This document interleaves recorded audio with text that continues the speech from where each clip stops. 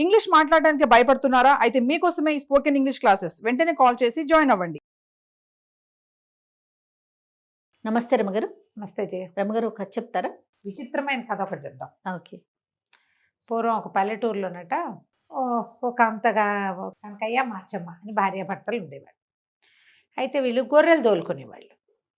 ఈ కనకయ్య గొర్రెలు తోలుకుని వెళ్ళేవాడు. ఒకనాటి సాయంకాలము ఇంటికి వచ్చాక గొర్రె పిల్ల ఒకటి పోయిందని తెలుసుకున్నాడు.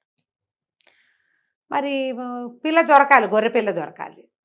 ఏం చేశాడు, ఆ ఊరికి పొలిబేరలకు ఊళ్ళో గ్రామ దేవత ఉంది. చిన్న చిన్న ఊళ్ళలో గ్రామ దేవతలు ఉంటుంది. పోచమ్మ తల్లి, పోచమ్మ ఆమెట కూర్చున్న విగ్రహం ఉండేది. చేతుల నిండా గాజులు అవి వేసుకుని చక్కగా ముక్కుకు నత్తు, చెవులకు లోలాకులు, ఇవి మెళ్ళో పుస్తలు అవి వేసుకుని పచ్చగా ముత్తైదువు బాస్పెట్లు వేసుకుని కూర్చున్నట్టుగా ఉండే పోచమ్మ తల్లి విగ్రహం ఉండేది.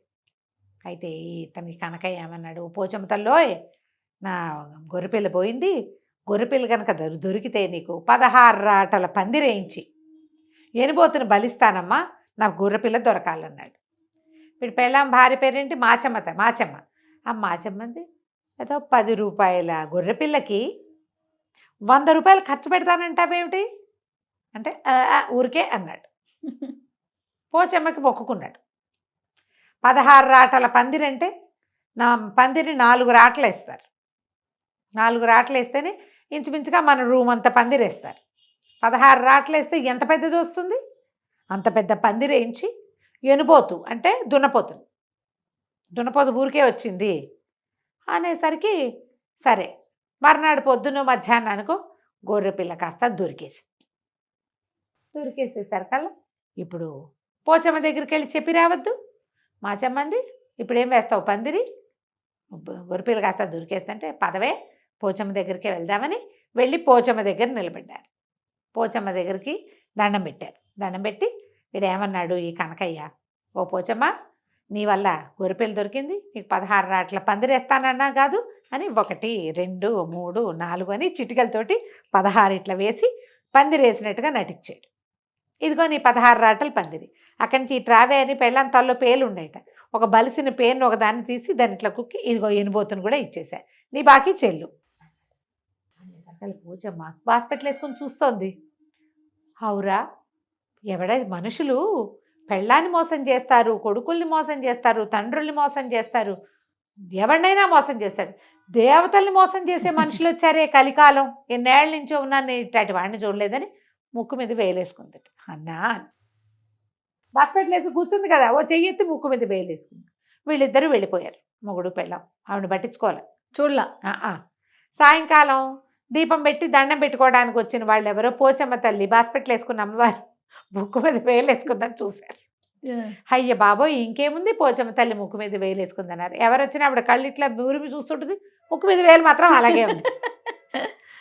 ఊళ్ళో వాళ్ళు కోండేశారు, మేకనేశారు, కదలలేదు. అయ్య బాబోయ్, ఈ ఊరికేదో ముంచుకొచ్చేసింది, ఇంకేముందని పక్క ఊళ్ళో గ్రామాధికారి చెప్పారు. ఇదో చిన్న ఊరు, ఆ గ్రామం ఈ గ్రామం అన్నీ తప్పెట్ల మోతలతోటి మొత్తానికి తెలియజేశారు. ఆ ఊరు రాజుగారికి తెలిసింది. అదేమిటి, ఒక పెద్ద ఊరు, చుట్టుపక్కలన్నీ చిట్టి గుంపులు, చిన్న గ్రామాలు. రాజుగారు ఒక పురోహితుడిని పిలిచి, ఏమిటండి ఫలానా ఊళ్ళో పోచమ్మ ముక్కు మీద వేలేసుకుందిట, ఏదో అపరాధం జరిగింది, ఇప్పుడు ఏం చేయాలండి అన్నారు. వేలు తీయించాలండి, లేకపోతే కొంప మునిగిపోతుంది, అకాల వర్షాలు ఏవో రాబోతున్నాయి, మనకి కరువు వస్తుందో, కాటకం వస్తుందో, క్షామారం అనమాట, డ్రాట్ అంటాం కదా, అది ఏమొస్తుందో, వేలు తీయించాలి ముందు. పూజలు చేశారు, పునస్కారాలు చేశారు, వేలు అటగే చూస్తుంది. అక్కడి నుంచి రాజుగారు చాటింపేయించారు. ఎవరు పోచమ్మ ముక్కు మీద నుంచి వేలు తీయిస్తారో వాళ్ళకి అర్ధరాజ్యం ఇచ్చేస్తాం, లేకపోతే మొత్తం రాజ్యం పోయేలాగా. అక్కడి నుంచి ఈ మాచమ్మ ఉంది కదా, ఈ మన కనకయ్య గారి పెళ్ళం, ఇప్పుడు ఏం చేస్తుంది, ఇంట్లో నుంచి చీపురు పుచ్చుకెళ్ళి నేను చేయిస్తానని చెప్పి మీరందరూ వెళ్ళిపోండి అని జనాలందరినీ పంపించేసి లోపలికి వెళ్ళి తలుపు గడిగేసుకుని పోచమ్మ వైపు తిరిగి కొంగు దోపి చీర ఎగ్గట్టుకుంది పైకి. ఏ పోచమ్మ, ఏంటి మొక్కుంటే మాత్రం తీర్చాం కదా ఏదో రకంగా, ముక్కు మీద వేలు తీస్తావా, చీపురేసి కొట్టమన్నావా అన్నది అన్నగారి అమ్మ. పోచమ్మ తలకు దిందుంపదేగా, దీని మొగుడిచ్చిన వేటను చూసి ఆశ్చర్యపోయి ముక్కు మీద వేలేసుకుంటే ఇది చీపురేసి కొట్టేలాగే ఉంది, దీని మొహం మండ అని వేలు తీసేసింది ఆవిడ. తీసేసి చేతులు కిందకి పెట్టుకుని కూర్చో. 2 చేతులు కిందకి వచ్చేసినాయి. అక్కడి నుంచి ఇప్పుడు చీపురు చేత్తో పుచ్చుకొని బయటకు వెళ్ళిపోయింది. అమ్మవారి ముక్కు మీద వేలేసింది, వేలు తీసేసింది, చూసుకోండి అని. జనాలంతా చూసారు. బాచమ్మ లోపలికి వెళ్ళింది, ఇప్పుడు ముక్కు మీద వేలు తీసేసింది. ఇంకేముంది, అర్ధరాజ్యం. అర్ధరాజ్యం వచ్చేసింది. మొగుడు దగ్గరికి వెళ్ళింది. నువ్వు మొక్కిన మొక్కు వల్ల చూసావు మనకు అర్ధరాజ్యం వచ్చింది, పోచమ్మకి చీపురు అంటే భయం అని చెప్పి. పోచమ్మ తల్లి ఏం చేసింది, మొదట ఆశ్చర్యపోయింది. తర్వాత దీంతో దెబ్బ, వాడు మొక్కు తీర్చకపోతే పీడాబాయిరి వెధవుదున్నపోతూ, లేకపోతే పోయింది. దీని చీపురు దెబ్బలు ఎవరు తింటారు? ఆశ్చర్యపోవద్దు, దేవుళ్ళని చీపుళ్లతో కొట్టే వాళ్ళు కూడా ఉన్నారు ఈ లోకంలో. కలికాలం ఇట్లాంటి కాలం. తర్వాత అమ్మవార్లందరికీ మీటింగ్ పెట్టుకున్నాక ఆవిడ చెప్పిందిట, పొరపాటు కూడా భక్తుల చేష్టలకి స్పందించద్దు ఈ కాలంలో, కలికాలపు కొత్త రోజుల్లోదన్నమాట ఇది. ఓకే. దేవుళ్ళు ఏం చేసినా సరే స్పందించద్దు. ఇప్పుడు భక్తులు ఏం చేసినా కూడా స్పందించద్దు. స్పందించావా మళ్ళీ కొత్తవేవో వస్తాయి సమస్యలు మనకి. అందుకని కేవలం విగ్రహ స్వరూపంలో చూస్తూ ఉందాం అంతే.